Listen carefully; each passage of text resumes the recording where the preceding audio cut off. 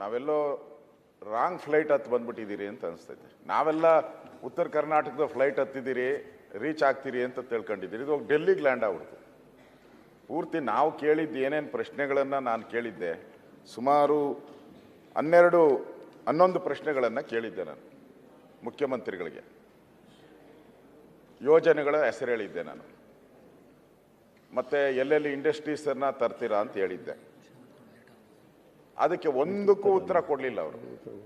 ಸೀದಾ ತಗೊಂಡೋಗಿ ಡೆಲ್ಲಿಗೆ ಲ್ಯಾಂಡ್ ಮಾಡಿಬಿಟ್ರು ಫ್ಲೈಟು. ನಾನು ಹಿಂದೆ ಒಂದು ಕತೆ ಹೇಳಿದ್ದೆ, ಮತ್ತೊಂದು ಸರಿ ಸುಮ್ಮನೆ ಹೇಳ್ತೀನಿ, ಜಾಸ್ತಿ ಟೈಮ್ ತಗೊಳಲ್ಲ. ನಾನು ಎಕ್ಸಾಮ್ಗೆ ಹೋಗ್ಬೇಕಾಯ್ತು, ಪ್ರಬಂಧ ಸ್ಪರ್ಧೆ. ಅದರಲ್ಲಿ ನನಗೆ ಹಸು ಬಗ್ಗೆ ಓದ್ಕೊಂಡು ಹೋಗಿದ್ದೆ. ನಾನು ಅಲ್ಲಿ ಓದ್ತಾಗ ಬೇರೆದು ಕೊಟ್ಬಿಟ್ರು, ತೆಂಗಿನ ಮರ. ಅವಾಗ ನನಗೇನು ಗೊತ್ತಿರಲಿಲ್ಲ, ಹಸು ಬತ್ತ ಗೊತ್ತಿತ್ತು. ನಾನೇನು ಮಾಡಿದೆ, ಆ ತೆಂಗಿನ ಮರಕ್ಕೆ ಹೆಸರು ಕಟ್ಬಿಟ್ಟು ಬರೀ ಹಸು ಬಗ್ಗೆನೇ ಮಾತಾಡೋಕ್ಕೆ ಶುರು ಮಾಡಿದೆ. ಯಾಕೆಂದ್ರೆ ನಾನು ಓದಿರಲಿಲ್ಲ. ಇಲ್ಲಿ ನಮ್ಮ ಮುಖ್ಯಮಂತ್ರಿಗಳು ನಾವು ಕೇಳಿದ್ದು, ಉತ್ತರ ಕರ್ನಾಟಕಕ್ಕೆ ಏನು ಭರವಸೆ ಕೊಟ್ಟಿದ್ದೀರಿ ಕಳೆದ 2 ವರ್ಷದಲ್ಲಿ ಈ ವಿಧಾನಸಭಾ ಅಧಿವೇಶನದಲ್ಲಿ ತಾವು ಏನೇನು ಹೇಳಿದ್ದೀರಾ ಅದನ್ನು ನೋಟ್ ಮಾಡ್ಕೊಂಡು ಬಂದಿದ್ದೆ ನಾನು, ಬೇರೆ ಏನೂ ಇಲ್ಲ. ನಾನು ದಾಖಲೆಗಳನ್ನು ತಗೊಂಡು ಇದೇ ಅಧಿವೇಶನದ ನಮ್ಮ ಸೆಕ್ರೆಟರಿ ಹತ್ರ ದಾಖಲೆಗಳನ್ನು ತಗೊಂಡು ನಾನು ಬಂದಿದ್ದೆ. ಈ ಯೋಜನೆಗಳನ್ನು ನಾನು ಕೊಡ್ತೀನಿ ಅಂತೇಳಿ ಕಳೆದ 2 ಅಧಿವೇಶನದಲ್ಲಿ ನೀವು ಭರವಸೆಯನ್ನು ಕೊಟ್ಟಿದ್ರಿ, ಮಾಡೇ ಮಾಡ್ತೀನಿ ಅಂತ ಹೇಳಿದ್ರಿ. ನಾನು ಅದನ್ನು 11 ಪ್ರಶ್ನೆಗಳನ್ನು ಕೇಳಿದ್ದೆ. ಇಲ್ಲಿ ಆ 11 ಪ್ರಶ್ನೆಗಳಿಗೂ ಉತ್ತರ ಕೊಟ್ಟಿಲ್ಲ. ಎಲ್ಲದಕ್ಕೂ ಡೆಲ್ಲಿ ಅಂತ ತೋರಿಸಿದ್ದೀರ. ಎಲ್ಲ ಡೆಲ್ಲಿನೇ ಆದರೆ ನೀವ್ಯಾಕೆ ಬೇಕು ಹಾಗಾರೆ? ನಾವಿಲ್ಲಿ ಉತ್ತರ ಕರ್ನಾಟಕದ ಚರ್ಚೆಯನ್ನು ನಾವು ಈ ಅಧಿವೇಶನದಲ್ಲಿ ಮಾಡ್ತಾ ಇದ್ದೀರಿ. ಯಾಕೆ ಈ ಅಧಿವೇಶನದಲ್ಲಿ ಮಾಡ್ತಾ ಇದ್ದೀರಿ ಅಂದರೆ, ಇಲ್ಲೊಬ್ಬ ಮುಖ್ಯಮಂತ್ರಿ ಇದ್ದಾರೆ, ಇಲ್ಲೊಬ್ಬ ಫೈನಾನ್ಸ್ ಮಿನಿಸ್ಟರ್ ಇದ್ದಾರೆ, ಅದಕ್ಕಿದೆ. ಎಲ್ಲ ಡೆಲ್ಲಿನೇ ಅಂದಿದ್ರೆ ಅಲ್ಲೇ ಹೋಗ್ಬೋದಾಯ್ತು. ಪಾರ್ಲಿಮೆಂಟ್ ಇದೆ, ಲೋಕಸಭಾ ಮೆಂಬರ್ಸ್ ಇದ್ದಾರೆ, ಅದೊಂದು ವೇದಿಕೆ ಇದೆ, ಇದೊಂದು ವೇದಿಕೆ ಇದೆ. ನೆಕ್ಸ್ಟ್ ಜಿಲ್ಲಾ ಪಂಚಾಯತಿ ಇದೆ, ಗ್ರಾಮ ಪಂಚಾಯತಿ ಇದೆ. ನಾವು ಗ್ರಾಮ ಪಂಚಾಯತಿ ಕೇಳೋದು ಜಿಲ್ಲಾ ಪಂಚಾಯತಿ ಕೇಳೋಕ್ಕಾಗಲ್ಲ, ಜಿಲ್ಲಾ ಪಂಚಾಯತಿ ಕೇಳೋದು ಅಸೆಂಬ್ಲಿಯಲ್ಲಿ ಕೇಳೋಕ್ಕಾಗಲ್ಲ, ಅಸೆಂಬ್ಲಿದು ಪಾರ್ಲಿಮೆಂಟ್ ಆಗಲ್ಲ. ನಮ್ಮ ಮುಖ್ಯಮಂತ್ರಿಗಳು ದಾರಿ ಹೆಂಗೆ ತಪ್ಪಿಸೋದು, ದಾರಿ ತೋರ್ಸಯ್ಯ ಅಂತ ನಾವೆಲ್ಲ ಸುಮಾರು ಎಷ್ಟು ಗಂಟೆಗಳ ಕಾಲ, 50 ಎಷ್ಟೋ ಗಂಟೆಗಳು ಹೇಳಿದ್ರು. ಅಷ್ಟು ಗಂಟೆಗಳು 4 ದಿನ ಮಾತಾಡಿ ದಾರಿ ತೋರ್ಸಯ್ಯ ಪದ ತಪ್ಪಾಗ್ಬೋದನ, ಅದನ್ನು ಇದು ಮಾಡ್ಕೊಳ್ಳಿ. ಸಿದ್ದರಾಮಯ್ಯನವರೇ ಅಂತ ಹೇಳಿದ್ರೆ ಇವ್ರು ತಗೊಂಡೋಗಿ ಯಾವುದೋ ನಮ್ಮನ್ನು ಕಾಡಲ್ಲಿ ಬಿಟ್ಬಿಟ್ರು, ಬ್ಲೈಂಡ್ ಮಾಡಾಕ್ಬಿಟ್ರು ನಮ್ಮನ್ನು. ಏನು ಅರ್ಥನೇ ಆಗ್ತಾ ಇಲ್ಲ. ಇದು ನನಗನ್ಸೋದು, ನಾನು ಗೋವಿಂದರಾವ್ ವರದಿ ಬಗ್ಗೆ ನಾನು ಕೇಳಿದೆ. ಮುಖ್ಯಮಂತ್ರಿಗಳು ಡಿಲೇ ಮಾಡಿಬಿಟ್ಟವ್ರೆ ಅಶೋಕ್ ಅವರು ಅಂತ ಕೇಳ್ತಾರೆ.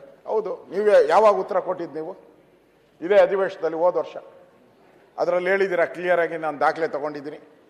6 ತಿಂಗಳೊಳಗಡೆ ವರದಿ ಅಂತ ಹೇಳಿದ್ರಿ. ಈಗ 12 ತಿಂಗಳಾಗಿ 13, 14, ಇನ್ನೆರಡು 2 ಅಂತ ಹೇಳ್ತಾ ಇದ್ದಾರೆ. ಇನ್ನೆರಡು ತಿಂಗಳು ಎಷ್ಟು ಡಿಲೇ ಅಲ್ವಾಗಾರೆ? 6 ಇದ್ದಿದ್ದು 12 ಆದರೆ ಡಿಲೇ ಅಂತಾರೋ ಅದನ್ನ ಅರ್ಲಿ ಅಂತಾರೋ ನೀವೇ ಹೇಳಿ. ನಾನು ತಪ್ಪೇನು ಕೇಳಿದೆ ನಿಮ್ಮನ್ನ? ನಾನು ಮೊನ್ನೆನೂ ಕೇಳಿದೆ, ಮುಖ್ಯಮಂತ್ರಿಗಳು ಅವ್ರು ಕರೆಕ್ಟಾಗಿ ಉತ್ತರ ಕೊಡ್ತಾರೋ ಗೊತ್ತಿಲ್ಲ. ನಾನು ಕೇಳಿದಾಗ ಅವ್ರು ಹೇಳಿದ್ರು ಫೈನಲ್ ಎಲ್ಲ ಟಚಪ್ ಮಾಡ್ತಾ ಇದ್ದೀವಿ ಸರ್, ಕೊನೆ ಟಚಪ್ ಇದೆ, ಮೇಕಪ್, ಅದು ಮಾಡ್ತೀರಿ ಅಂತ ಹೇಳಿದ್ರು. ಆ ಮೇಕಪ್ ಯಾವಾಗ ಮಾಡ್ತಾರೋ ಗೊತ್ತಿಲ್ಲ, ಕೊಟ್ಟಿಲ್ಲ. ನಾನು ಪ್ರಶ್ನೆ ಕೇಳಿದ್ದೀನಿ, ನಾನು ಹೇಳಿದ್ದು ನಾನು ಸುಳ್ಳೇ ಹೇಳಿದ್ದೀನಿ ಅಂತ. ಆಮೇಲೆ ನಾನು ಬೆಳಗಾವಿ ಅಧಿವೇಶನದಲ್ಲಿ ಅವ್ರು ಹೇಳಿದರು, ನಾನು ಪ್ರಶ್ನೆಯಲ್ಲಿ ಕೇಳಿದ್ದೆ, ಬೆಳಗಾವಿ ಫೌಂಡ್ರಿ ಕ್ಲಸ್ಟರ್ ನಿರ್ಮಾಣ ಮಾಡ್ತೀನಿ ಅಂತ ಹೇಳಿದ್ರಿ. ನಾನು ಕೇಳಿದ್ದೆ, ಉತ್ತರ ಕೊಟ್ಟಿಲ್ಲ ಅದ್ರ ಬಗ್ಗೆ. ರಾಯಚೂರಲ್ಲಿ ಕಾಟನ್ ಇಂಡಸ್ಟ್ರಿ ಮಾಡ್ತೀನಿ ಅಂತ ಹೇಳಿದ್ರಿ. 2023 ಬೆಳಗಾವಿ ಅಧಿವೇಶನ ಪ್ರಕಟಣೆ ಮಾಡಲಿಲ್ಲ. ಅದೇ ರೀತಿ 2023-24 ಬೆಳಗಾವಿ ಅಧಿವೇಶನದಲ್ಲಿ ಹೇಳಿದ್ರಿ, ಎಲ್ಲ ಉತ್ತರ ಕರ್ನಾಟಕದ ಐತಿಹಾಸಿಕ ತಾಣಗಳಿಗೆ ನಾನು ಅಭಿವೃದ್ಧಿ ಮಾಡ್ತೀನಿ ಅಂತ ಹೇಳಿದ್ರಿ. ಎಲ್ಲಿ ಅಭಿವೃದ್ಧಿ ಮಾಡಿದ್ದೀರಾ? ಅಲ್ಲಮ ಪ್ರಭು ಗುಹಾಂತರ ದೇವಾಲಯ ಇಲ್ಲ. ಮೈಲಾರ ಲಿಂಗೇಶ್ವರ, ಆ ಮೈಲಾರ ಲಿಂಗೇಶ್ವರನೇ ಕಾಪಾಡಬೇಕೀಗ. ಪ್ರಾಚೀನ ವಿಶ್ವವಿದ್ಯಾಲಯ ಎಂದು ಖ್ಯಾತಿ ಪಡೆದ ನಾಗಾವಿ ಅಭಿವೃದ್ಧಿ ಎಲ್ಲೂ ಇಲ್ಲ. ಈ ಥರ 12 ಪ್ರಶ್ನೆಗಳನ್ನು ನಾನು ಕೇಳಿದ್ದೆ. ಒಂದಕ್ಕೂ ಮುಖ್ಯಮಂತ್ರಿಗಳು ಉತ್ತರನೂ ಕೊಡಲಿಲ್ಲ, ಆ ಕಡೆ ನೋಡೂ ಇಲ್ಲ ಅವರು. ಗೋವಿಂದರಾವ್ ಸಮಿತಿ ರಚನೆ ಮಾಡಿ ತಾವು ಹೇಳಬೇಕು ಯಾವಾಗ ಯಾವ ಡೇಟಲ್ಲಿ ಇಲ್ಲಿ ಹೇಳಿದ್ರಿ. ಅದು 1 ವರ್ಷ ಆಯ್ತಾ 2 ವರ್ಷ ಆಯ್ತಾ? ದಯವಿಟ್ಟು ತಾವು ಕ್ಲಾರಿಫಿಕೇಶನ್ ಮಾಡಬೇಕು. ನಾನು ಕ್ಲಾರಿಫೈ ಮಾಡೋವಾಗ ಅದನ್ನು ಯಾವಾಗ ಬರ್ತೈತೆ ಅಂತಲೂ ಹೇಳ್ಬೋದು. ಅಧ್ಯಕ್ಷರೇ, ಮಾನ್ಯ ಮುಖ್ಯಮಂತ್ರಿಗಳನ್ನ ಕೇಳೋಕ್ಕೆ ಇಷ್ಟಪಡ್ತೀನಿ. ಇದು ತಾವು ಉತ್ತರ ಕರ್ನಾಟಕದ ಸಮಸ್ಯೆಗೆ ಪರಿಹಾರವನ್ನು ಕಂಡುಹಿಡ್ಕೊಳ್ಳೋ ಅಂಥದ್ದು ಜವಾಬ್ದಾರಿ. ಸುಮಾರು 60 ವರ್ಷಗಳ ಕಾಲ ನಿಮ್ಮದೇ ಸರ್ಕಾರದ ಮುಖ್ಯಮಂತ್ರಿಗಳಿದ್ರಿ. ಕಾಂಗ್ರೆಸ್ ಅವರೇ ಆಲ್ಮೋಸ್ಟ್ ಆಲ್ 60 ವರ್ಷಗಳ ಕಾಲ. ಬಿ ಜೆ ಪಿ ಇದ್ದಿದ್ದು 5, 1 3 ಮುಕ್ಕಾಲು ಇರ್ಬೋದು ಅಷ್ಟೇ. ಇಷ್ಟು ಬಿಟ್ಟರೆ ನಾವು ಇರಲಿಲ್ಲ. ಸಮ್ಮಿಶ್ರ ನೀವು ಇದ್ರಿ, ನಾವು ಇದ್ರಿ. ಸಮ್ಮಿಶ್ರ ಸರ್ಕಾರ ಬಿಡಿ, ನೀವು ಇದ್ರಿ, ನಾವು ಇದ್ರಿ. ಅದೆಲ್ಲ ಕಡಿಮೆ. ಅದೆಲ್ಲ ಕಡಿಮೆ ಅಷ್ಟೇ. ಅದೆಲ್ಲ 14 ತಿಂಗಳು, ಅವ್ರದ್ದು ಒಂದು 14 ತಿಂಗಳು. ಆದರೆ ಉಳಿದಂಥದ್ದು ಇಲ್ಲ ಇಲ್ಲ ಇಲ್ಲ ಇಲ್ಲ ನಾವೇನು ಇಲ್ಲ. ಅಧ್ಯಕ್ಷರೇ, ನೀವು 60 ಅವರು ನಮಗೆ ಹೆಲ್ಪ್ ಮಾಡ್ತಾವ್ರೆ. ನಾನು ಕೇಳೋವಂಥದ್ದು, ಇಷ್ಟು ವರ್ಷಗಳ ಕಾಲ ರಾಜ್ಯದಲ್ಲಿ ಮುಖ್ಯಮಂತ್ರಿಗಳಾಗಿ ಕಾಂಗ್ರೆಸ್ ನೇತೃತ್ವದ ಸರ್ಕಾರ ಇದ್ರೂ ಕೂಡ ಉತ್ತರ ಕರ್ನಾಟಕ ಅಭಿವೃದ್ಧಿ ಆಗಿಲ್ಲ ಅಂದರೆ ಇದು ಯಾರ ಫೇಲೂರು? ಯಾರ ಫೇಲೂರು? ಸರ್ಕಾರದ ಈ ಕಾಂಗ್ರೆಸ್ ಒಂದು ಫೇಲೂರು ಅಂತ ಹೇಳ್ಬೋದಲ್ಲ? ಹೇಳಲೇಬೇಕು.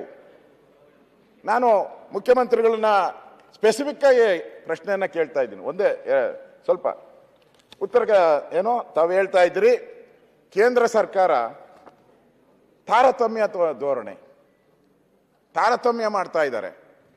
ನಮಗಿಷ್ಟು ದುಡ್ಡು ಕೊಡಬೇಕಾಯ್ತು, ಅಷ್ಟು ದುಡ್ಡು ಕೊಡಬೇಕಾಯ್ತು, ಕೊಟ್ಟೇ ಇಲ್ಲ ರೀ ಅಂತ ಕೇಳ್ತಾ ಇದ್ದಾರೆ. ಯಾವುದು JJMದು ಹೇಳಿದ್ರು.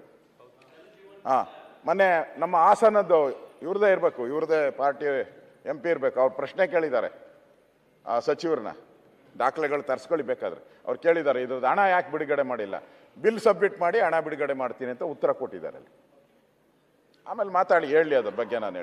ನಾನು ಮುಖ್ಯಮಂತ್ರಿಗಳಿಗೆ ಜ್ಞಾಪಕ ಶಕ್ತಿ ಚೆಂದಾಗಿದೆ ಅಂತ ನಾನು ತಿಳ್ಕೊಂಡಿದ್ದೀನಿ. ಬೇಕು ಅಂತ ಯಾಮಾರಿಸೋದು ಬೇಡ. ಯಾಮಾರಿಸೋದ್ರಿಂದ ಉತ್ತರ ಕರ್ನಾಟಕದ ಸಮಸ್ಯೆ ಏನು ಬಗೆಹರಿಯಲ್ಲ. 1 2 3 ಪ್ರಶ್ನೆ ಕೇಳ್ತೀನಿ ನಿಮ್ಮನ್ನ ಈಗ.